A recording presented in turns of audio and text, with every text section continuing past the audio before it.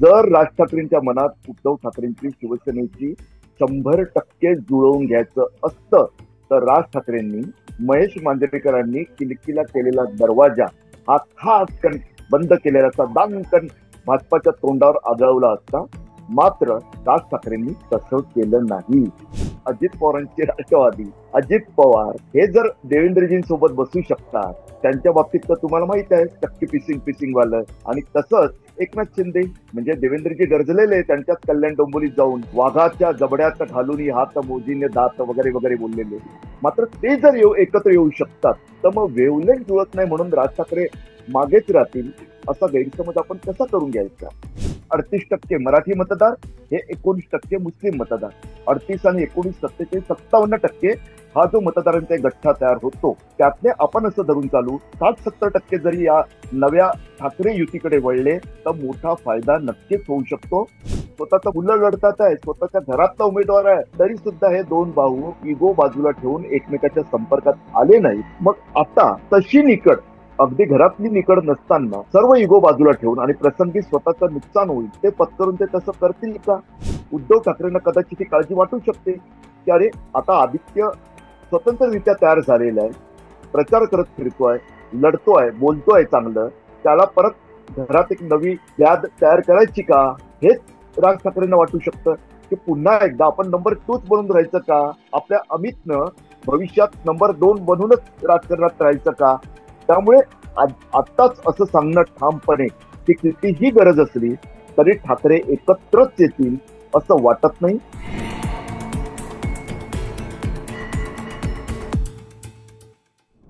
नमस्कार. The politics मध्ये तुम्हा सगळ्यांचं पुन्हा एकदा स्वागत आहे. आणि 2 दिवसापूर्वी राज ठाकरे यांनी मुलाखत दिली आणि त्या मुलाखतीनंतर महाराष्ट्राच्या राजकारणात ठाकरे बंधू एकत्र येणार या चर्चेची एक सुरुवात झाली आहे. पण या चर्चेच्या सुरुवातीकडे बघताना ही टायमिंग, या मुलाखतीची टायमिंग आत्ताच काय, या चर्चेची टायमिंग आत्ताच काय, या सगळ्याबद्दल आज बोलण्यासाठी आज आपल्यासोबत आहेत ज्यांनी मुंबईमध्ये त्यांची पत्रकारितेची पूर्ण कारकीर्द गाजवली आहे, असे तुळशीदास भोयटे सर. सर नमस्कार. नमस्कार प्रथमेश. नमस्कार. मला सरळ सरळ असं विचारायचं आहे की हे मुंबई महानगरपालिकेच्या दृष्टिकोनातून ही जी काही रचना केली जाते ती फक्त मुंबई महानगरपालिका का MMRDA रिजन समोर ठेवून रचना केली जाते? मुळात प्रथमेश मला असं वाटतं की राज ठाकरे जे बोललेत ना ते केवळ उद्धव ठाकरेंसाठी बोललेत का? कारण त्यांनी जी मुलाखत दिली आहे ती महेश मांजरेकरांना दिली. महेश बरोबर. मांजरेकर हे त्यांचे म्हणजे राज ठाकरेंचे दोन कोर असतात. एक असते त्यांची राजकीय, ज्या संदीप देशपांडे, नितीन सरदेसाई जे सध्या दिसत नाहीत पण ते, बाळा नांदगावकर, अमेय खोपकर वगैरे असतात. आणि दुसरी अमेय खोपकर जे चित्रपट सांभाळतात त्यातली ते जे चित्रपट कलाकार दिग्दर्शक असतात त्यांचं. तर त्या कोरमध्ये महेश मांजरेकर हे खूप जवळचं नाव आहे. त्यामुळे ते जे प्रश्न विचारले गेले त्याला जे राज ठाकरे यांनी उत्तरं दिली त्यातही त्यांनी उद्धव ठाकरेंसोबत एकत्र येण्याविषयी विचारलेल्या प्रश्नावर त्यांनी दिलेलं उत्तर जास्त गाजलं. मात्र त्याचा एक दुसरा भागही होता जो भाजपा विषयी आहे. आपण त्याच्यावर नंतर बोलूया. आधी तुम्ही जो प्रश्न विचारलाय ना की ठाकरे एकत्र येतील का, राजकारणात तसं पाहायला गेलं ना तर अशक्य काही नसतं, सर्व शक्य असतं. कितीही काही झालं तरी सुद्धा. म्हणजे हा पहिल्यांदाच असं झालंय का? याआधी राज ठाकरेंनी टाळी देण्यासाठी हात पुढे केला, मात्र उद्धव ठाकरेंनी त्यांचा हात पुढे केला नाही, त्यामुळे टाळी काही वाजली नाही. यावेळी उलट घडताना दिसतंय. पहा उलट का मी म्हणतोय, तुम्ही म्हणाल की अहो राज ठाकरेंनी पुन्हा पुढाकार घेतलाय ना. त्यांनी फक्त सुतोवाच केलं की हरकत नाही, छोटे मोठे वाद आम्ही बाजूला ठेवू. मात्र यावेळी उद्धव ठाकरेंकडून जो एकदम उत्साही आणि उघडपणे प्रतिसाद दिला जातोय तो खूपच विचार करायला लावणार. मी विचार करायला लावणार का म्हणतोय त्याला, त्याचं कारण असं आहे की उद्धव ठाकरेंना जशी गरज आहे ना या लोकसभेनंतरच्या विधानसभा निवडणुकीत 2024च्या जे काही घडलं, मवियाची जी काही विल्हेवाटच लागली एक प्रकारे, त्यातही जरी उद्धव ठाकरेंची शिवसेना ही मवियातला नंबर 1चा पक्ष ठरलेली असली तरी सुद्धा 20 जागा या काही फार कौतुक करण्यासारख्या नाही आहेत. आणि त्यातच जेव्हा त्यांनी ज्यांच्या नावाने गद्दार गद्दारचा सारखा नाद केलेला त्या एकनाथ शिंदे यांना मिळालेल्या 57 जागा हा मोठा आकडा आहे. त्यामुळे स्वाभाविकरित्या उद्धव ठाकरेंची शिवसेना ही राजकीय दृष्ट्या तशी अडचणीत आहे. एकच काय आहे की मुंबई महानगरपालिकेशी संबंधित प्रश्न आहे म्हणून मी सांगतो की मुंबईत त्यांनी आजही बऱ्यापैकी आपलं अस्तित्व टिकवून ठेवलेलं आहे इतर भागांचा विचार करतात. त्यातही कसं आहे की मुंबईत ज्या एकूण 20 जागा आल्या त्यापैकी 10 जागा एकट्या मुंबईत. मात्र पुन्हा इथे एक गंमत, या 10 जागांपैकी प्रथमेश 8 जागा हा तिकडे मनसेचा उमेदवार होता विधानसभेला, त्यामुळेही आल्या आहेत असं म्हटलं तर कुणाला वावगं वाटू नये. कारण अनेकदा असं असतं नाही तसं मलाही मान्य आहे ते की मनसेला मिळालेली मतं जर मनसेचा उमेदवार नसता तर कदाचित ठाकरेंकडेही वळली असती, कारण ती मराठी प्रेमी मतं असतील. मात्र त्या जरतरपेक्षा आताच्या जरतर जे घडून गेलाय त्या जरतरला आपण महत्व देऊया की जर मनसेनं मिळवलेली मतं ही ठाकरेंच्या उमेदवाराच्या विजयी मताधिक्यापेक्षा जास्त आहेत तर त्यात मनसेची भूमिका आहे हे आपल्याला मान्य करावं लागेल. त्यानुसार जर विचार केला तर लक्षात येतं की मनसेची मतं 2009ला जेव्हा मराठी मतदारांनी बऱ्यापैकी डोक्यावर घेतलेलं राज ठाकरेंना आणि मनसेला, तेव्हा ती जवळपास 5.5% आसपास होती एकूण मतदानाच्या. झालं कसं, आता जेव्हा 2024ची निवडणूक झाली तर 30% 1.55% पोहोचलेली आहे. याचा अर्थ काय आहे की हळूहळू मनसे मराठी मतदारांच्या मनातून मतदानासाठी बाद झालेला पक्ष आहे. एक प्रकारे म्हणतोय मी आणि खूप जबाबदारीने काही शब्द वापरलेत हे लक्षात घ्या.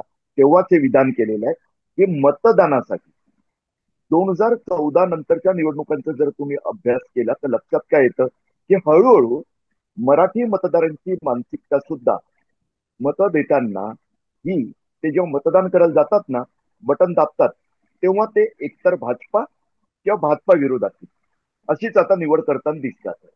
2024च्या निवडणुकीत आपल्याला स्पष्टपणे विधानसभेला तसं जाणवलं की महायुती म्हणजे भाजपा महायुती किंवा काँग्रेस राष्ट्रवादी आणि ठाकरेंची शिवसेना असलेली महाआघाडी या दोघांपैकीच एक निवड झालेली आहे. इतर अनेक पक्ष त्यात जनसुराज्य येते कोरेंचा, त्यात बच्चू कडू खूप म्हणजे गाजायचे माध्यमांमधून, त्यांचा प्रहार जनशक्ती येतो. तसंच एमआयएम आहे, स्वाभिमानी शेतकरी आहे जे त्यांच्याबरोबर लढत होती, नव्यानं स्थापन झालेला स्वराज्य पक्ष. एवढंच नाही, दशकानुदशक ज्यांनी आपली एकाधिकारशाही निर्माण केलेली वसई विरार नालासोपारा भागात पालघर जिल्ह्याच्या त्या ठाकूरांचाही बविया हा पक्ष जवळजवळ या सर्वांनाच अपयश मिळाला अपवाद जनसुराज्याच्या ज्यांच्या 2 जागाला त्या काही तुम्हाला माहित आहे. तुम्ही पश्चिम महाराष्ट्रातील आहात, कोल्हापुरातील आहात, एक प्रकारे ते अपक्षही आले असते पक्ष नावापुरता आणि त्यातही पुन्हा ते महायुती सोबत, त्यामुळे त्यांचं ते निखळ यश नाही म्हणता येणार. ही जी मानसिकता आहे ना, ही मानसिकता ओळखून की काय राज ठाकरे यांच्यासारखे मुरब्बी नेते आता एकत्र येण्याविषयी विचार करू लागलेत का, आणि त्याच भूमिकेतून कशा बशा 20 जागांवर पोहोचलेले उद्धव ठाकरे सुद्धा पहिल्यांदाच टाळीसाठी हात पुढे करू लागले की काय असं वाटतंय. तर जसं तुम्ही म्हटलात तसं ही अस्तित्वाची लढाई दोघांसाठी आहे का? आणि खरंच तर पहिला अंक झाला लोकसभेचा, दुसरा अंक झाला विधानसभेचा, आता तिसरा अंक आहे महानगरपालिकेचा. त्याच्या आधी ही अस्तित्वाची लढाई बनली आहे म्हणून आपण एकत्र आलं पाहिजे असा विचार आहे का? आणि नंतर एक प्रश्न असा की जो आपण मुलाखतीच्या पुढच्या भागात भाजपबद्दल बोलूच, पण ही दोघं एकत्र येण्याची अस्तित्वाची लढाई आत्ताच खरी निर्माण झाली आहे का? नक्कीच, म्हणजे तुम्ही योग्य शब्द वापरला, अस्तित्वाची लढाई नक्कीच. म्हणजे महाराष्ट्रभराचा विचार केला तर उद्धव ठाकरे आणि त्यांच्या शिवसेनेसाठी नक्कीच अस्तित्वाची लढाई आहे ही. परंतु मुंबईत तेवढं म्हणता येत नाही ठाकरेंच्या शिवसेनेबद्दल. मनसेसाठी मात्र सगळीकडेच ही लढाई अस्तित्वाची लढाई आहे. एक तर शहरी तोंडावळा असलेला पक्ष आहे, त्यातही पुन्हा कितीही कोणी काही म्हटलं, नावात जरी महाराष्ट्र असलं तरी महाराष्ट्र नवनिर्माण सेना म्हणजे मनसे हा फक्त महाराष्ट्रातल्या सुवर्ण त्रिकोणापुरताच मर्यादित पक्ष राहिलेला आहे. अपवाद एकदा रायबान जाधवांचे जे पुत्र हर्षवर्धन जाधव निवडून आले मनसेतर्फे संभाजीनगर जिल्ह्यातून, तो अपवाद होता. तेही पुन्हा तेच मगासारखं अपक्षही ते येऊ शकले असते, तसे आले सुद्धा नंतर. याचा मुद्दा काय माहितीये का की मनसेला सगळीकडेच यावेळी स्वतःचं अस्तित्व, प्रभावशाली अस्तित्व दाखवून द्यायचंय. त्यातही पुन्हा एक लक्षात घ्या, कोणत्याही व्यक्तीला किंवा कोणत्याही संघटनेला, कोणत्याही पक्षाला, राजकारणात असो की इतरत्र, कधीही आपल्याला राईट ऑफ करता येत नाही. म्हणजे एखादी अकाउंट एंट्री जशी राईट ऑफ केली जाते ना, तसं नसतं. कधी कोण उभारी घेईल सांगता येत नसतं. त्यामुळे मनसेला मिळालेल्या 1.55% मतांकडे मी थोडस सकारात्मकरित्या तुम्हाला सांगतो. यात कुठं मनसे किंवा राज ठाकरेंच्या प्रेमात पडून बोलत नाही मी. मी जीवनात कोणाचा फॅन नाही होऊ शकत, त्यांचाही नाहीच आहे. मात्र लक्षात घ्या, 1.55% मतं जी मनसेला मिळाली ना, ती जरी त्यांना एकही जागा मिळवून देणारी नसली, तरी सुद्धा आत्ताच मी उल्लेख केला तसा महायुतीच्या 10 जागा ठाकरेंकडे सरकवणारी ठरली. तसंच एकट्या महायुतीला दणका नाही बसला. मवियाच्याही काही जागा, आता माझ्या समोर ते माझा नोटपॅड नाही आहे, त्यामुळे मी ते तुम्हाला मतदारसंघ नाही सांगू शकत. मात्र मवियाच्या सुद्धा काही जागा या मनसेमुळे गमवाव्या लागल्या. त्यामुळे स्वाभाविकरित्या राजकारणात तुम्हालाही ठाऊक आहे प्रथमेश, की उपद्रव शक्ती हा सुद्धा खूप महत्वाचा घटक असतो. तुम्ही स्वतःसाठी काय घडवता त्यापेक्षाही जास्त महत्वाचा. मात्र शेवटी कसं आहे, उपद्रव शक्ती दाखवली, त्यामुळे एकनाथ शिंदे भले त्यांनी दावा केला त्यानुसार निमंत्रणावरून पोहोचले असतील, मात्र शिवतीर्थ या राज ठाकरेंच्या निवासस्थानी जेवायला गेलेले. तसंच भाजपाचे नेते सुद्धा आता आशिष शेलार त्या संदीप देशपांडेंच्या कडवट टीकेनंतर अगदीच वैयक्तिक काय आता नाही वगैरे बोलू लागले असले, तरी सुद्धा वैयक्तिक नाती आपल्या महाराष्ट्रात राजकारणात असतात, तशी ती राज ठाकरेंकडे जरा जास्तच आहेत. मुद्दा हा यातला की कशा पद्धतीनं या दोन्ही बंधूंना, ठाकरे बंधूंना अस्तित्वाची लढाई आहे. तुम्ही म्हणाल तसं एक लक्षात घ्या, देशभरात मोदी नावाचा महाब्रँड आल्यापासून इतर अनेक जे ब्रँड होते ना, त्यातही गांधी हा मोठा ब्रँड देशव्यापी जो होता, तो झाकोळला गेला. 2019 नंतर राहुल गांधींनी खूप प्रयत्न केले, भारत जोडो वगैरे करून त्यांनी त्या ब्रँडला पुन्हा एकदा नव्यानं रिलॉन्च केलंय. खरं तर बऱ्यापैकी 2024च्या लोकसभेला त्याचा फायदाही दिसला. हे एकीकडे देशव्यापी म्हटलं, राष्ट्रीय पातळीवर आपण जर प्रादेशिक महाराष्ट्र पातळीवर आलो, तर इथं ठाकरे आणि पवार हे दोन लोकल मोठे ब्रँड, मेगा ब्रँड असणाऱ्या ब्रँड मोदी समोर आहेत. इथं काय घडतंय, इथं पवारांचा ब्रँड काहीसा ऍडजस्टेबल आहे. तो अनेकदा अदानी सारख्या मुद्द्यांवर जुळवून घेतो मोदी ब्रँड. ठाकरे ब्रँड मात्र नडताना दिसतो, लढताना दिसतो. जे आपण विधानसभेला 10 जागांचं बोललो ना मुंबईतल्या, त्या मिळायचं एक कारण उद्धव ठाकरेंनी धारावी प्रोजेक्ट अदानींकडे देण्यास केलेला कडवट विरोध, हे सुद्धा एक कारण आहे, हे नाकारता येत नाही. त्यातलं तुम्हाला सांगतो, ब्रँड ठाकरे हा भाजपाला जास्त खूपच यासाठी सुद्धा असावा. त्याचं कारण आहे की अवघ्या देशभरात भाजपा समोर हिंदुत्वाच्याच मुद्द्यावर लढणारा शिवसेना हा एक जसा पक्ष आहे, तसंच भगवाधारी झाल्यापासून राज ठाकरेंची मनसे हा दुसरा पक्ष आहे. आणि दोन्ही पक्षांकडे ठाकरे हा हेच ब्रँड नेम आहे. त्यामुळे हे ब्रँड नेम कुठेतरी कमजोर करत न्यायचं, त्यासाठी कधी राज ठाकरेंना उद्धव ठाकरेंविरोधात उभं केलं जातं, शिंदेना वेगळं करून बळ दिलं जातं, हे सर्व सुरू असतं. त्यातला मुद्दा असा आहे की आता राज ठाकरेंच्याही लक्षात आलंय का, हा एक प्रश्न आहे. अर्थात हे विधान नाहीये माझं. त्याचं कारण असं आहे की एकीकडे ब्रँड ठाकरे मोठा झाला पाहिजे, टिकला पाहिजे मुळात, हे राज ठाकरेंच्या जर लक्षात आलं असेल आणि त्या दृष्टीनं त्यांनी महेश मांजरेकरांना दिलेल्या मुलाखतीत सकारात्मक संकेत दिले असतील, तर मनसेचे इतर नेते जे राज ठाकरेंनी इशारा केल्याशिवाय कधीच बोलणार नाहीत, हे मी तुम्हाला खात्रीशीर सांगू शकतो.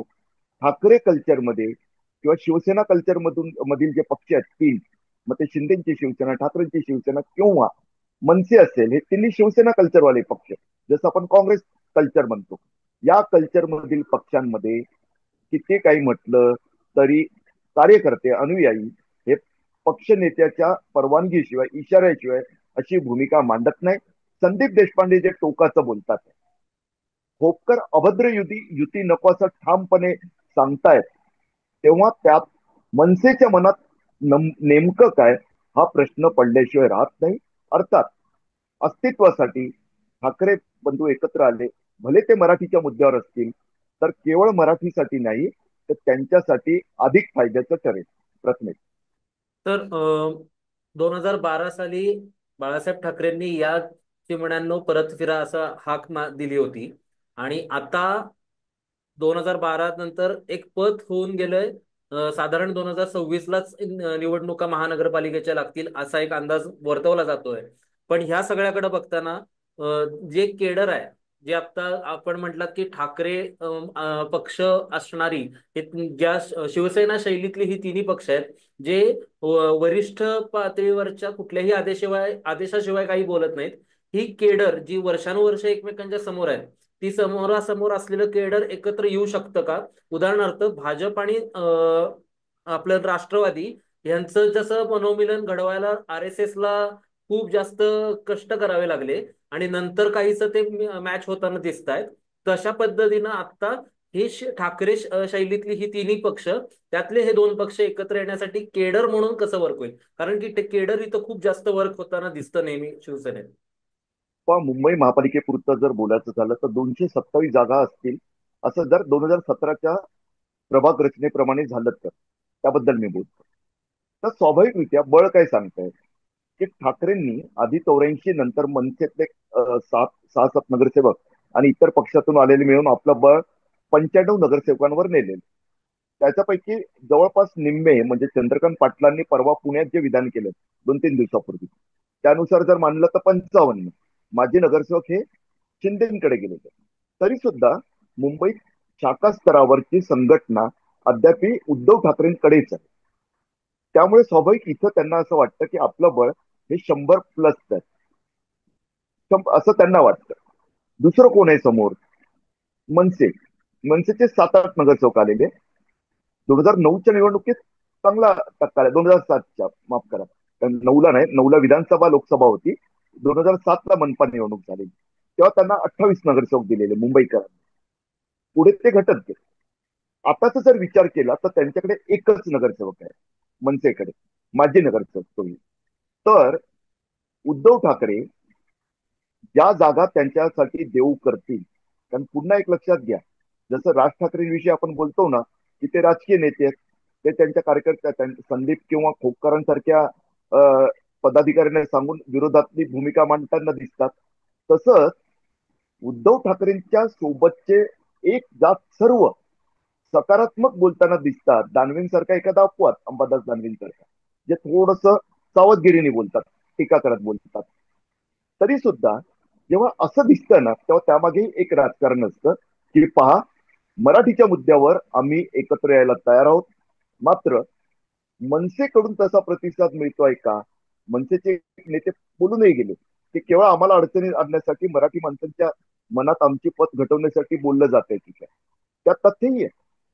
कारण उद्धव ठाकरेंनी सकारात्मक प्रतिसादाचा हात पुढे करताना तो एवढाही पुढे केला नाही की राज ठाकरे सहजतेने हातात घेऊ शकतील.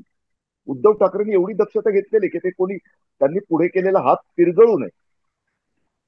कारण एक भीती अशी व्यक्त केली जाते की वंचित बहुजन आघाडीच्या प्रकाश आंबेडकरांप्रमाणे ऐनवेळी राज ठाकरे मागे फिरले तर काय करायचं, कारण त्यावेळी तयारी नसते सर्व मतदारसंघांमधील. त्यामुळे त्यांनी अट टाकलेली आहे आपली. ती अट काय आहे?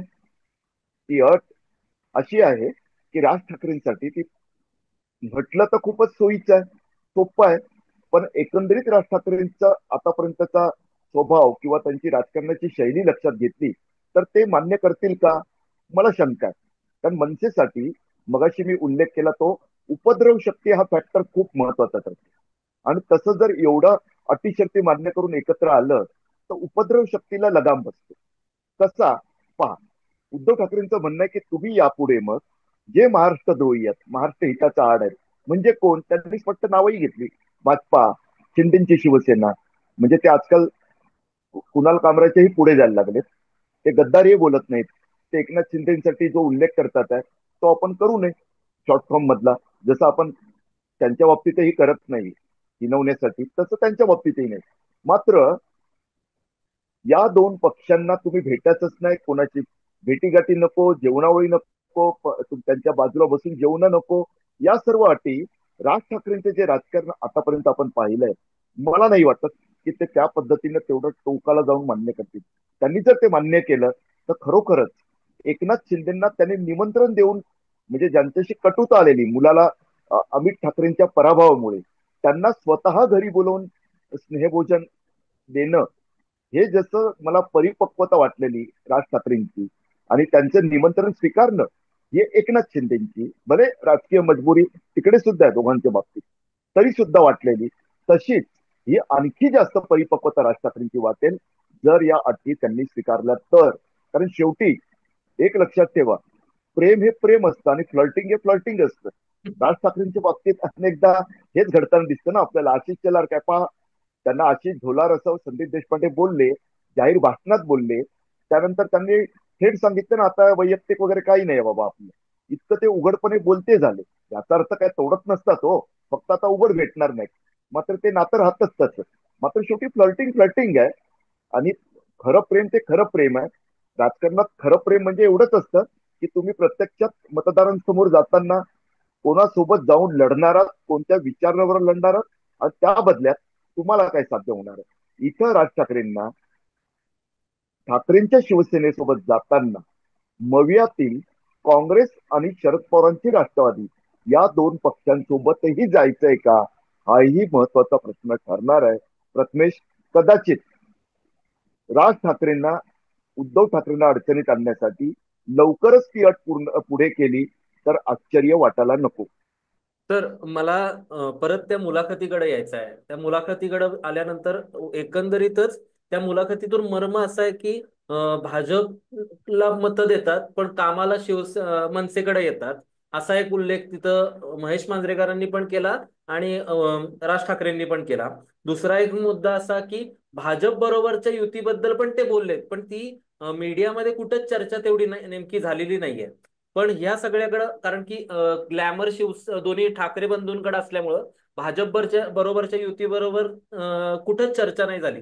त्याचं विश्लेषण तुम्ही काय कराल? दोन्ही मुद्द्यांवर बोलतो. एकतर मराठी मतदार, मगाशी मी म्हणालो तसं की त्यांना भाषण ऐकताना राज ठाकरे खूप भावतात. म्हणजे पूर्वी तर असं होतं की, आता नाही मी तसं तेवढं म्हणणार, मात्र सर्वात चांगलं व्यक्तिमत्व, चांगलं वक्तृत्व आणि नेतृत्व असणारा पक्ष होता मनसे. मात्र केवळ कर्तृत्वाच्या बाबतीत त्यांचे पदाधिकारी, राज ठाकरे नाही, हे कमी पडायचे. त्यातून त्याची वाताहत बऱ्यापैकी होत गेली, चांगलीच झाली. म्हणजे एका अर्थानं, हे वाईट अर्थानं बोलतोय अर्थात, चांगला शब्द तोंडी आला असला तरी. यातलं दरवेळी पहा आपण, खूप सोपं असतं हो, की पराभव झाला की मतदारांना दोष देणं. मात्र 2014 नंतरच्या काळात, खरं तर त्याची सुरुवात 2009च्या लोकसभा निवडणुकीनंतरच झालेली. मोदी एरा जो सुरू झाला ना, मोदी युग, मोदींचं केवळ विरोधकांकडून विरोध केला जाणं किंवा द्वेष केला जाणं यातून साध्य काही होत नसतं. काही वेळा डोळसपणे त्यांच्या स्ट्रॅटेजी त्यांनी जी बदलली, भारतीय निवडणुकीची रणनीती त्यांनी जी बदलली ना, त्याचाही अभ्यास गरजेचा आहे जर विरोधकांना त्यांच्यावर मात करायची असेल तर. पूर्वी असं नव्हतं. 5ही वर्ष राजकीय पक्ष हे निवडणूक एके निवडणूक नाही करायचे.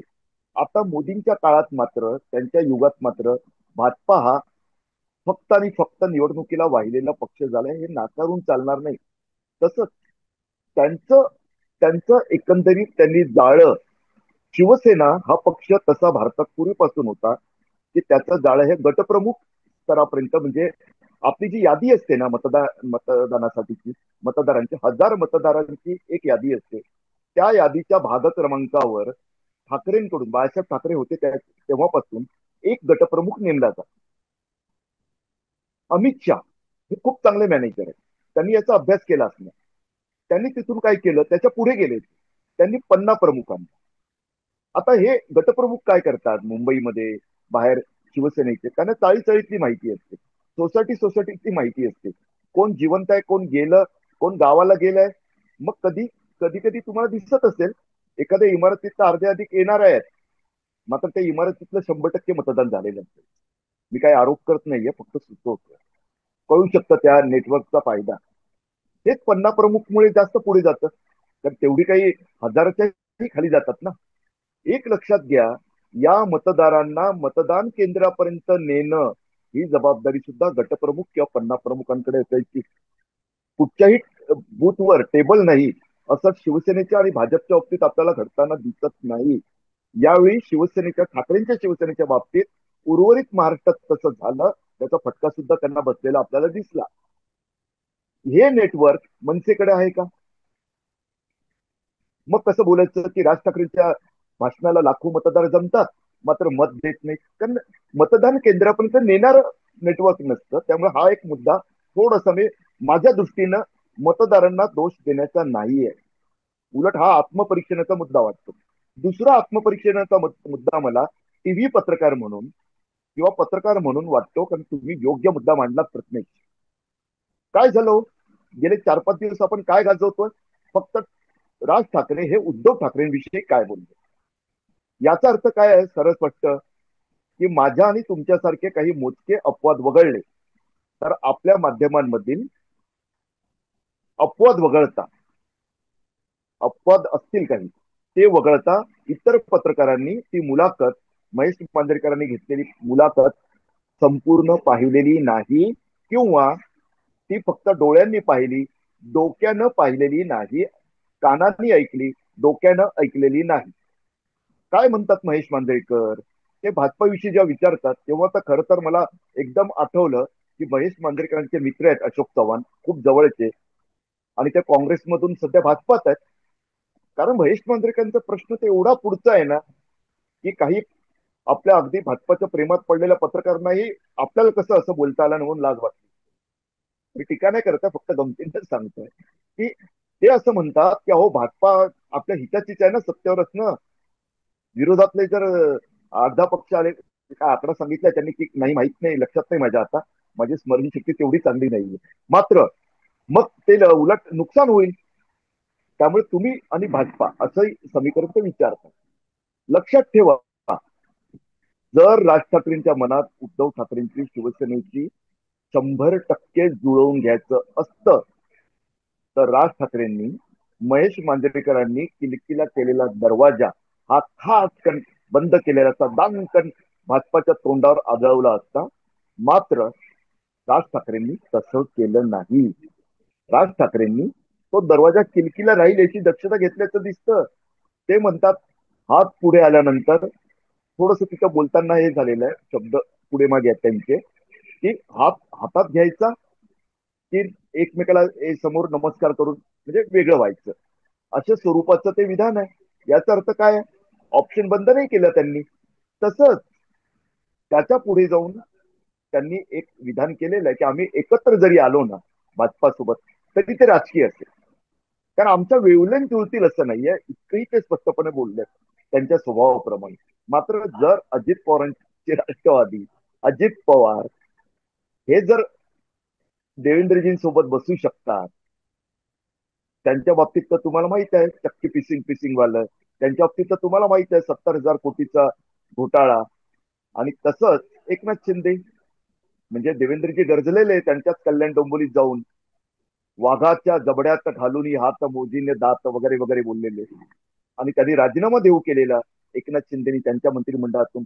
मात्र ते जर एकत्र येऊ शकतात, तर मग वेवलेट जुळत नाही म्हणून राज ठाकरे मागेच राहतील असा गैरसमज आपण कसा करून घ्यायचा?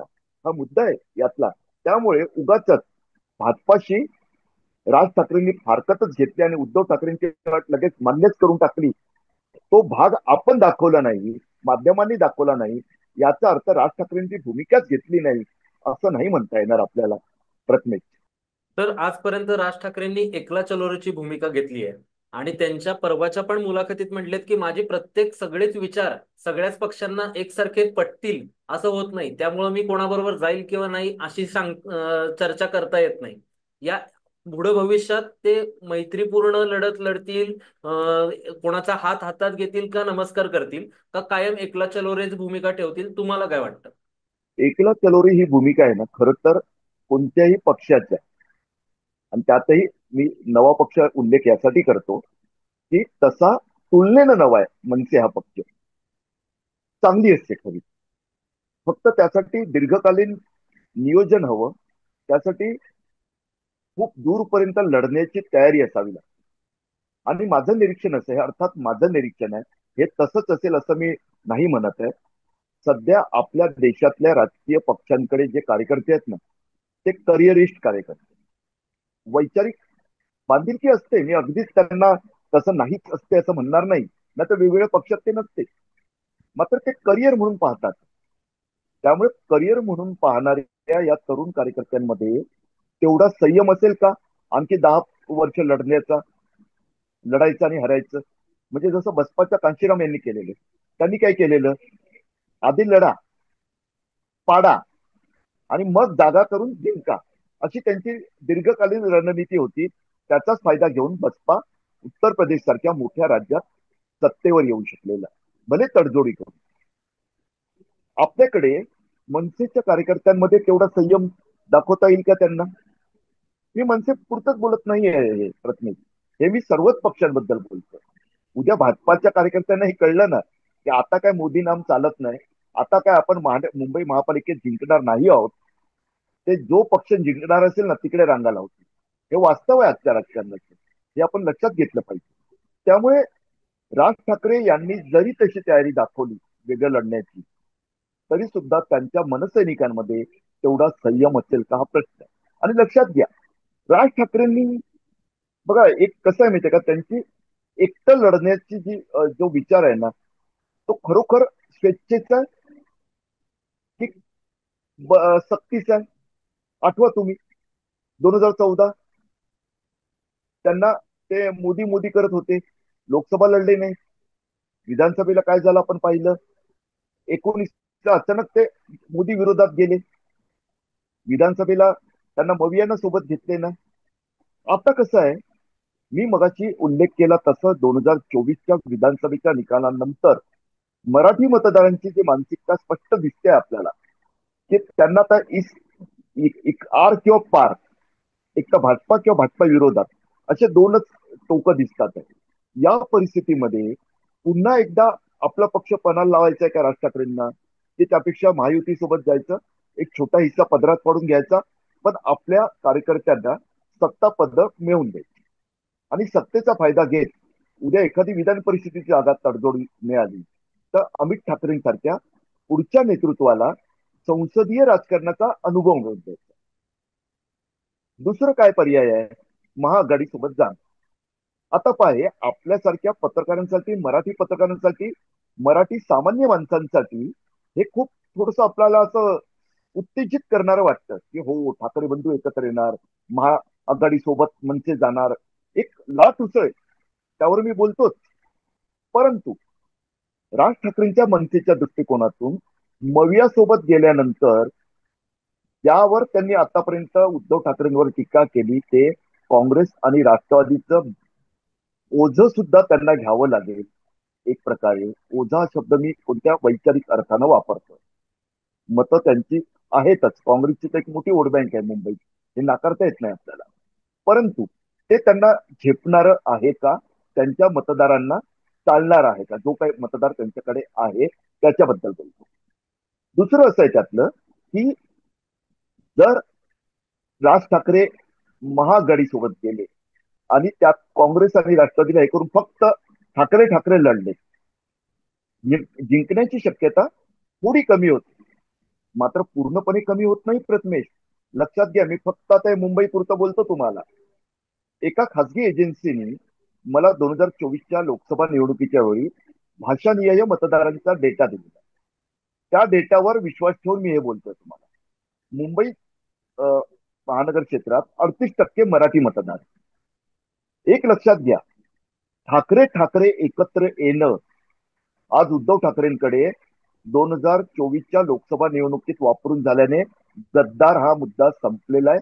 कुणाल कामराने जरी त्याला उकळी फोडली आणि शिंदेनी जरी तोडफोड करून त्याला एक वेगळी आणखी त्याला म्हणजे फोडणी दिली नव्यानं, तरी सुद्धा तो मुद्दा महानगरपालिकेत तेवढा चालेल का, तर मला वाटतं तेवढा नाही. कारण एक मुद्दा एका निवडणुकीत चालत असतो. आणि एकदा आपण पाहिला अपवाद आहे मराठीचा मुद्दा आणि गरिबी हटाव सारखे मुद्दे. यातला महत्वाचा भाग कोणता आहे मग?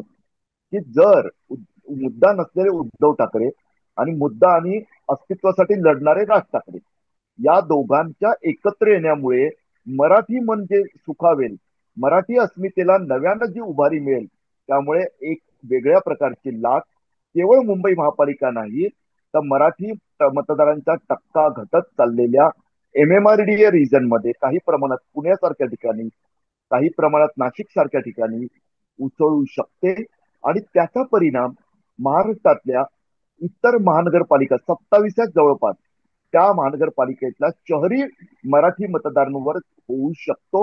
आणि सर्वात महत्वाचं म्हणजे ठाकरेंचे शिवसैनिक आणि राज ठाकरेंचे मनसैनिक यांना नव्यानं उभारी मिळू शकते. त्याचा फायदा त्यांना निवडणुकीत होऊ शकतो. आणि त्यातही मोदी विरोधामुळे मुसलमान समाजाची मतं जी उद्धव ठाकरेंकडे मोठ्या प्रमाणावर वळलेली आहेत, तिचा टक्का 19 आहे. ते 38% मराठी मतदार, हे 19% मुस्लिम मतदार. 38 आणि 19 सत्तेचाळीस 57% हा जो मतदारांचा गठ्ठा तयार होतो, त्यातले आपण असं धरून चालू 100% तर जाऊ शकत नाही, मात्र 60-70% जरी या नव्या ठाकरे युतीकडे वळले तर मोठा फायदा नक्कीच होऊ शकतो. आणि कदाचित पहिल्यांदाच ठाकरेंच्या स्वबळावर मुंबई महापालिकेवर भगवा फडकू शकतो. मात्र पुन्हा एकदा मी हे सांगत असताना बजावतोय की हे फक्त जर आणि तर बद्दल आपण बोलतोय. जर असं झालं तर, तसं झालं तर, हे जर तरच आहे. राजकीय क्षेत्रात राजकीय पत्रकारितेत अनेकदा प्रथमेश पतंगबाजी असते. त्या पतंगाला लॉजिकचा मांजा असेल तर ते भरपूर बदलते, जसं आता आपण केलेलं आहे, कारण त्याला लॉजिक आहे काहीतरी आकडेवारीचं. मात्र प्रत्यक्षात तसंच घडेल किंवा तसंच कोणाचं तरी बिघडेल असं नाहीये. आणि राजकीय नेत्यांना प्रथमेश आपल्यापेक्षा, पत्रकारांपेक्षा खूप चांगलं राजकारण कळतं. त्यामुळे दोन नेते नेमकं काय करतात त्याच्यावरच खरी पुढची दिशा ठरणार आहे. तोपर्यंत आपण असे अंदाजपंचित बोलत राहणार आहोत. तर मला फक्त एक विचारायचं आहे. लोकसभेला उद्धव बाळासाहेब ठाकरे पक्षाला, शिवसेना उद्धव बाळासाहेब ठाकरे पक्षाला यश मिळालं. त्यामध्ये काँग्रेसला पण त्याचा फायदा झाला आणि उद्धव बाळासाहेब ठाकरे पक्षाला पण फायदा झाला. मुंबई महानगरपालिकेत तुम्ही मगाशी म्हटल्याप्रमाणे काँग्रेसचा पण मताचा टक्का आहे. तर दलित, मुस्लिम आणि कुणबी हा जो वोटर बेस तेव्हा एकत्र झाला होता. आणि दुसरीकडे परवाच्याच मुलाखतीमध्ये राज ठाकरे असं म्हणाले की देशात हिंदुत्व आणि महाराष्ट्रात मराठी हा आमचा नेहमीचाच नारा आहे आणि बाळासाहेब ठाकरेंनी ते शिकवलंय. या दोन्हीचं कॉम्बिनेशन एकत्र होऊन भविष्यात हीच ती वेळ महानगरपालिकेत झेंडा फडकवण्याची आहे असं म्हणणं योग्य ठरेल का? दोन्ही पक्ष येऊ एकत्र आले तर, आपण जसं मगाशी म्हटलं जर तरच, सो ते कॉम्बिनेशन जर झालं तर हे एकत्र येण्याची पॉसिबिलिटी म्हणजे खरोखर हिंदुत्ववादी मतं, मराठीसाठी मतं आणि DMK फॅक्टर, दलित मुस्लिम हे खरंच येऊ शकतात का? कोपअप होतील का एकत्र ही मतं? प्रथमेश, तुम्ही चांगला प्रश्न विचारला. ज्या फॅक्टरची तुम्ही DMKची आठवण करून दिली ना, म्हणजे मुंबईत तो फॅक्टर थोडासा वेगळा आहे. उर्वरित महाराष्ट्रात काँग्रेसनं विदर्भात तो खूप चांगला वापरलेला, याच्यात ठाकरेंनी सुद्धा वापरला विदर्भात आणि इतरत्र. एक त्यातलं मुंबईत आल्यावर काय होतं की दलित मराठी MDM फॅक्टर होऊन जातो. तो मराठी मुस्लिम दलित तिन्ही समाजांची मतं एकत्र करून, त्यातही मगाशी मी जे 38% मतं सांगितली मराठी, त्यात दलित मतं सुद्धा आणि आदिवासी मतं. होय, मुंबई हे ते महानगर आहे की जिथं राष्ट्रीय उद्यान आहे, राष्ट्रीय उद्यानाचं मोठं जंगल आहे, त्यामुळे ते आदिवासी पाडे मोठ्या प्रमाणावर आहे. अगदी अंधेरी सारख्या ठिकाणी सुद्धा आहे. त्यामुळे स्वाभाविक हे सर्व मराठी मतदार आणि त्याच्यात जर मुसलमान मतदार, तर तो टक्का मगाशी मी सांगितला तसा 38 आणि 19 असा 58% जातो. त्यामुळे ते समीकरण जर जुळलं, मजबूतीनं जुळलं आणि ठाकरे एकत्रीकरणामुळे जर लाट उचलली तर नक्कीच फायदा होईल. यातला फक्त मुद्दा कुठे येतो माहिती आहे, मेक कुठे आहे, की भाजपानेही गेल्या काही वर्षांमध्ये मराठी विभागांमध्ये, मराठी वस्त्यांमध्ये आपलं अस्तित्व मजबूत केलेलं आहे. अगदीच असं नाहीये की त्यांचं अस्तित्वच नाहीये. पहा, एक नक्की आहे, अगदी आता आपल्याकडे जातीगत राजकारण चालतं, त्यामुळे मला तो शब्द वापरावा लागतो की ब्राह्मण हा जो समाज घटक आहे तो बहुतांशी भाजपाकडेच जाईल. कारण या पद्धतीनं भाजपाच्या सत्तेमध्ये हिंदुत्वाविषयी, हिंदू धर्माविषयी काही निर्णय होतात ते त्या समाजाला सुखावणारे आहेत. त्यांना असं वाटतं हे आपलं राज्य आहे. आणि मनसेला जो फटका बसलाय ना प्रथमेश, त्याचं एक कारण ते सुद्धा आहे की थोडासा नैराश्यात गेलेला ब्राह्मण मतदार वर्ग जो मनसेकडे गेलेला 2007 नंतर मराठीच्या मुद्द्यावर, तो 2012 नंतर भाजपाकडे शिफ्ट झालेला आहे. त्याचा फटकाही मनसेला बसलेला आहे खरं तर. एक यातला मुद्दा कोणता आहे माहिती आहे का, की जर राज आणि उद्धव यांनी एकत्रित येऊन आतापासून प्रचार करत महापालिका निवडणुकीचं व्यवस्थित रणनीती आखून जागा वाटप आधी करावं, मात्र हे विचित्र वाटेल तुम्हाला. जागा वाटपाच्याच मुद्द्यावर अनेकदा चांगली चांगली मैत्रीचं तारू फुटत असतं. त्यामुळे आधी त्यांनी जागा वाटपाचा विचार करावा. त्यातही जर थोडस आणखी मन मोठं करत त्यांनी काँग्रेस आणि राष्ट्रवादीला, शरद पवारांच्या राष्ट्रवादीचं फार मोठं अस्तित्व नाहीये मुंबईत, मात्र तरी सुद्धा काही पॉकेटमध्ये आहे. घाटकोपर सारख्या एक दोन ठिकाणी आहे. काही ठिकाणी सचिन अहिर पूर्वी आमदार व्हायचे, तिथं थोडंफार आहे. तर अशा ठिकाणी थोडंफार त्यांना दिलं आणि काँग्रेसला त्यांच्या मतांच्या प्रमाणात जर योग्य तो हिस्सा दिला, तर मला असं वाटतं मविया, 4 पक्षांची मविया सत्तेत आल्यापासून तसं कोणी रोखू शकणार नाही, असं आजच्या परिस्थितीत आपण बोलू शकतो मतांच्या टक्केवारीचा विचार करता. महायुतीसाठी सर्वच नकारात्मक आहे का? तसं नाहीये. उत्तर भारतीय मतं ही आजही महायुतीकडून म्हणजे भाजपाकडून दूर गेलेली नाही. अपवाद कुणाचा होईल यावेळी? तो होईल बिहारी मतदारांचा. कारण बिहारी मतदार जे तेजस्वी यादव म्हणजे यादव ओबीसी समाजातले बिहारी मतदार, त्यातही यादव हे कदाचित त्यांच्यामुळे ठाकरेंकडे वळू शकतात, मात्र राज ठाकरेंमुळे बिचकू शकतात.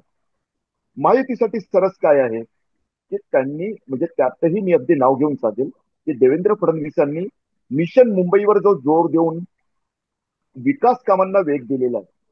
मेट्रोचे आणखी पुढचे प्रकल्प 3 वगैरे हे जर संपूर्ण सुरू झाले आणि तुमचं खरोखर मला कौतुक करायचं आहे की अनेक पत्रकार केवळ ऑक्टोबर ऑक्टोबर निवडणुका धरून बसलेले असताना तुम्ही त्या निवडणुका पुढे जातील याविषयी जे अंदाज बोललात ते खरोखर लॉजिकल आहे. त्याचं कारण असं आहे प्रथमेश, ऑक्टोबर नोव्हेंबर मध्ये बिहारच्या निवडणुका आहेत, लक्षात घ्या.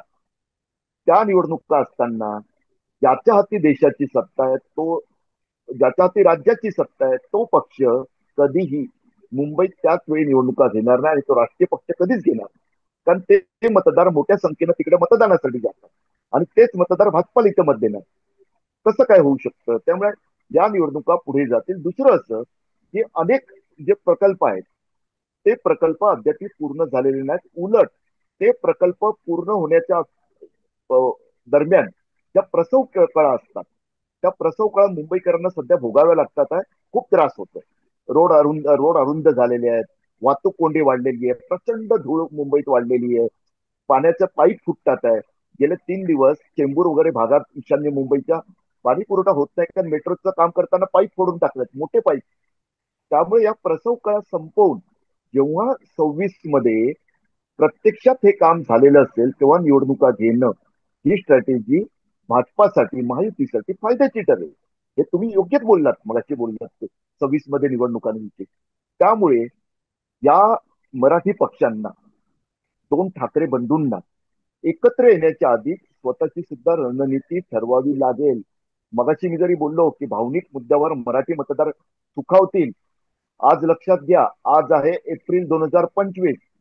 निवडणुका होतील त्या 26 मध्ये किंवा किमान नोव्हेंबर डिसेंबर तर सहज होऊन जातील. त्यावेळी तुम्ही मला सांगा, एवढ्या महिन्यांनी मराठी मतदारांच्या मनात तो मुद्दा राहील का हो? जर फेब्रुवारीचं राम मंदिर मे जून मध्ये मतदान करताना हिंदू मतदारांच्या मनात राहिलं नाही, तर कशी काय अपेक्षा बाळगायची की त्यावेळी राहील? त्यासाठीच त्यांना काहीतरी असा कार्यक्रम आखावा लागेल, मनसैनिकांना शिवसैनिकांना द्यावा लागेल की ज्यातून एक मजबूत एकजूट उभारली जाईल. काँग्रेस राष्ट्रवादी सोबत प्रॅक्टिकल निर्णय घ्यावा लागेल, तरच आणि तरच त्यांचं एकत्र येणं यशस्वी ठरेल. नाहीतर कसं आहे माहितीये का, मराठीसाठी तर असंही एकत्र येऊ शकतात तो, रोखलंय कुणी त्यांनी. तर हे सगळीकडे बघत असताना मला परत नंबर्स आणि केमिस्ट्री या दोन वेगवेगळ्या गोष्टी आहेत राजकारणामध्ये. तो आपण नंबर्स बाबत पण बोललो आणि केमिस्ट्री बाबत पण बोललो. खरंच केमिस्ट्री जुळेल का या दोघांची एकत्र? कारण की केडर आहे सर, मगाशी बोलल्याप्रमाणे ही, कारण की ती जी केमिस्ट्री लोकसभेत जुळली नाही ती आता नंतर विधानसभेत भाजप आणि एनसीपी आणि शिवसेना एकत्र घट्ट असल्यासारखी जाणवली. ती केमिस्ट्री जुळेल का या चार पक्ष एकत्र येण्याची? मी फक्त एक उदाहरण देतो तुम्हाला. इगो आहे ना, दोघांनी म्हटलंय की इगो बाजूला ठेवू. मात्र कसं असतं माहितीये का, अगदी तुमच्या मनासारखे सामान्यही बोलून जातो ना, मला इगो नाहीये. आणि मला कधी कधी असं वाटतं आपण हे जे विधान करतो ना, की मला इगो नाही, तोच एक मोठा इगो असतो. अनेकदा वाटतं तसं. आता यातलं बघा, वरळी मतदारसंघ विधानसभेचा आणि माहीम मतदारसंघ तुम्ही आठवा. मग तुमच्या लक्षात येईल हे दोन बंधू किती टोकाचे आहेत. मोठी मोठे नेते आहेत ते, मी त्यांच्याविषयी काही वावगं बोलत नाहीये. मोठे नेते. माहीम मतदारसंघात अमित ठाकरे यांचं पदार्पण होतं. आदित्य ठाकरे तिथं एक प्रकारे स्वतःच पुन्हा जागा टिकवण्यासाठी लढत होते. मिलिंद देवरांसारखा खासदार असणारा आणि पैशाच्या बाबतीत आणि पुन्हा शिंदेच्या शिवसेनेकडून असल्यामुळे पैसा हा प्रश्नच नसणारा उमेदवार होता समोर. त्यात मराठी मतं फुटण्याची शक्यता संदीप देशपांडेंसारख्या आक्रमक अशा तरुण उमेदवारामुळे निर्माण झालेली मनसेच्या. एवढं सर्व असतानाही तुम्हाला आठवतं काय हो, की राज आणि उद्धव यांनी एकमेकाशी बोलणी केली? तुम्हाला आठवतंय का हो, की कमीत कमी चला युती नको करूया, पण ठाकरे हा ब्रँड अपराजित ठेवण्यासाठी एकमेकाशी बोलूया आणि स्ट्रॅटेजिक अलायन्स म्हणून या दोन मतदारसंघामध्ये लढूया. तिथे संदीप देशपांडे त्यांच्या जीवनाचं अंतिम लक्ष आदित्य ठाकरेंचा पराभव करणं असल्यासारखे लढले. आणि तेच इथे माही मतदारसंघात ठाकरेंच्या शिवसैनिकांकडून दिसलं. इथं तर गंमत झाली ना. म्हणजे अमित ठाकरे निवडून येणं दूरच राहिलं, त्यांना राज ठाकरेंचं किंवा त्यांच्या नेत्यांचं गणित कुठं चुकलं. नितीन सरदेसाईंना आधी कामाला लावलेलं होतं की तुम्ही लढायचं. ते राबले, पैसा खर्च केला. मात्र बिल्डर असणाऱ्या नितीन सरदेसाईंना स्वतःच्या उमेदवारीचा तिथं पायाच रस्ता आला नाही, इमारत उभारणं तर दूर राहिलं. तिकडे अचानक अमित ठाकरेंची उमेदवारी आली, ते थंडावले. दुसरीकडे भाजपाकडून त्यांना अपेक्षा होती की महायुतीचा उमेदवार नसेल, पण शिंदेच्या शिवसेनेचे सदा सरवणकर उभे राहिले, मागे हटले नाहीत. अर्थात त्यांचा आताचा दावा तसा पटणारा पण आहे. ते म्हणतात अहो तुम्ही ज्या 8 जागा मोजता ठाकरेंच्या राज ठाकरेंमुळे आल्या, मनसेमुळे आल्या, ठाकरेंच्या शिवसेनेचा, त्यात माहीम पण येतं ना. जर अमित ठाकरेंनी 33,000 मतं घेतली नसती, तर सदा सरवणकरांचा महेश सावंतांनी अवघ्या नवख्या पहिल्यांदाच निवडणूक लढवणाऱ्या महेश सावंतांनी 1,500 की 2,000 मतांनी पराभव केला नसता. हा मुद्दा महत्वाचा आहे. परंतु मी या दोन मतदारसंघाचं उदाहरण तुम्हाला यासाठी दिलंय की त्यावेळी स्वतःचा मुलं लढतात आहे, स्वतःच्या घरातला उमेदवार आहे, तरी सुद्धा हे दोन भाऊ इगो बाजूला ठेवून एकमेकाच्या संपर्कात आले नाहीत. त्यांनी राजकीय तसं म्हणजे परिपक्वता जी आपण मगाशी शब्द वापरला तशी दाखवल्याचं दिसलं नाही. मग आता तशी निकड, अगदी घरातली निकड नसताना सर्व इगो बाजूला ठेवून आणि प्रसंगी स्वतःचं नुकसान होईल ते पत्करून ते तसं करतील का? मला प्रामाणिकपणे सांगतो, मी म्हणून भाजपाच्या प्रश्नाला खूप महत्व देतो महेश मांजरेकरांच्या मुलाखतीत. आणि गंमत अशी आहे ना, की उद्धव ठाकरेंच्या दृष्टिकोनातून विचार केला आपण आता, तर उद्धव ठाकरेंना त्यांच्या मुळावर आलेला राजकीय नेता स्वतःच्या सोबत चालेल का? कारण शिवसेनेत असताना कायम लक्षात ठेवा, 2009 नंतर राज ठाकरे वेगळं पक्ष म्हणून लढू लागले. 2009च्या आधीच्या निवडणुकीत, 2004च्या निवडणुकीत राज ठाकरेंनी शिवसेनेत असताना अखंड शिवसेना होती, त्या उमेदवारांचा पराभवच व्हावा, जिंकून येऊ नये या दृष्टीनं काही डावपेच रचले होते का, असा ते आरोप करतात. संजय निरुपम या शिवसेनेच्या लोकसभा उमेदवाराच्या प्रचारात उत्तर भारतीयांबद्दल जे राज ठाकरे बोलून गेलेले गद्दरबांसारख्या मतदार संघातल्या एका उत्तर भारतीय वस्तीमध्ये ते उगाच नसावं असं सांगितलं जातं याबद्दल. तसंच राज ठाकरेंच्या समर्थकांकडून पण उद्धव ठाकरेंविषयी सांगितलं होतं. शिवसेनेत असताना राज ठाकरेंचं महत्व कसं कमी करता येईल, राज ठाकरेंच्या समर्थकांना कसं डावलता येईल. प्रवीण दरेकर जे आज भाजपाचे ज्येष्ठ नेते आहेत, आमदार आहेत, देवेंद्र फडणवीसांच्या जवळचे आहेत, त्यांना त्यांच्याच विभागातून तिकीट कसं मिळणार नाही याची काळजी घेणं. ते नंतर आमदार झाले मनसेकडून त्याच भागातून, मुंबईतल्या. किंवा इतर अनेकांना डावलणं हे सुद्धा सुरू होतं, असं अं, राज ठाकरेंचे समर्थक सुद्धा सांगतात. तसंच पुढच्या टप्प्यात जिथं जिथं संधी मिळेल तिथं तिथं मनसेचा कसा घात करतील, म्हणजे संदीप देशपांडेंनी हे सांगणं की आमच्या हजारो मनसैनिकांवर उद्धव ठाकरेंच्या मविया सरकारनं खटले भरलेले, तो उल्लेख करणं, यातून बरंच काही जे दोन्ही बाजूचं हलहल आहे ना, दोघांच्या मनातलं जे विष आहे कटुतेचं, ते कसं दूर होणार, हाही प्रश्न. आणि सर्वात महत्वाचं स्वार्थ. पुन्हा एकदा मी त्या ब्रँड आणि मार्केटच्या याच्यात जातो की धंदा म्हणून जर या राजकारणाकडे पाहिलं ना, तर दोन ब्रँड जे एकाच मार्केटमध्ये आहेत ते एकत्र आले तर फायदाच होईल असं नसतं, कधी कधी तोटाही होऊ शकतो. आणि एकमेकाला सोबत आल्यानंतर उद्धव ठाकरेंना कदाचित ही काळजी वाटू शकते की अरे, आता आदित्य स्वतंत्ररित्या तयार झालेला आहे, प्रचार करत फिरतोय, लढतोय, बोलतोय चांगलं, त्याला परत घरात एक नवी याद तयार करायची का, हेच राज ठाकरेंना वाटू शकतं. की पुन्हा एकदा आपण नंबर 2 बनून राहायचं का, आपल्या अमितनं भविष्यात नंबर 2 बनूनच राजकारणात राहायचं का. कारण किती झालं तरी मनसे हा छोटा भाऊच असणार, जर अशी काही ठाकरे युती अस्तित्वात आली तरी. त्यामुळे आत्ताच असं सांगणं ठामपणे की कितीही गरज असली तरी ठाकरे एकत्रच येतील असं वाटत नाही. त्याच मुलाखतीतल्या भाजपाविषयीच्या उत्तरातून बरंच काही आपल्याला बिटवीन द लाईन्स वाचता येते. तर आता तुम्ही म्हटल्याप्रमाणे एकाच म्यानी दोन तलवारी राहतील का ह्याचं सांगणं उत्तर अवघड आहे. पण एक आपण आता जर तरच्याच गोष्टी करतोय म्हणून राजकारणात त्या गोष्टी आता कराव्या लागतायत, तशीच परिस्थिती आहे. जर तरच्या गोष्टी करतोय म्हणून भाजप बरोबर मनसे जाण्याची प्रोबॅबिलिटी आणि मनसे आणि शिवसेना उद्धव बाळासाहेब ठाकरे सोबत असण्याची प्रोबॅबिलिटी तुम्हाला किती वाटते बिटवीन द एक लाईन फक्त वाचल्यानंतर? एक सोशल मीडियावर जे सध्या, म्हणजे पहा लक्षात ठेवा, आपल्या तुम्हा आम्हा पत्रकारांपेक्षाही, माझ्या तुमच्यापेक्षाही सोशल मीडियावर सामान्य माणसं ज्या पोस्ट करतात ना, त्यात बरंच काही सांगितलेलं असतं. त्यातली एक पोस्ट सर्वात महत्वाची मला वाटते. कारण भाजपा जेव्हा लढते ना, तेव्हा ती केवळ शिंदेची शिवसेना, अजित पवार यांना घेऊन लढत नसते ना. त्यांच्यासोबत ईडी असते, सीबीआय असते, आयटी असते. आता आपण पाहतोय ना की गांधी घराण्यांविषयी जे ईडीचं सुरू आहे, तर त्यात रॉबर्ट वाड्रा पण आले, इतर अनेक, म्हणजे इकडे दक्षिणेत सुरू झालेलं आहे ईडीचं. हे जर आपण आठवलं ना, लक्षात घेतलं ना, तर स्वाभाविकच लक्षात येतं की सत्तेसोबत, आणि त्यातही मोदींच्या सत्तेसोबत राहणं शहाणपण आहे, असं जर एखाद्या प्रादेशिक पक्षाला वाटलं तर आश्चर्य वाटायला नको.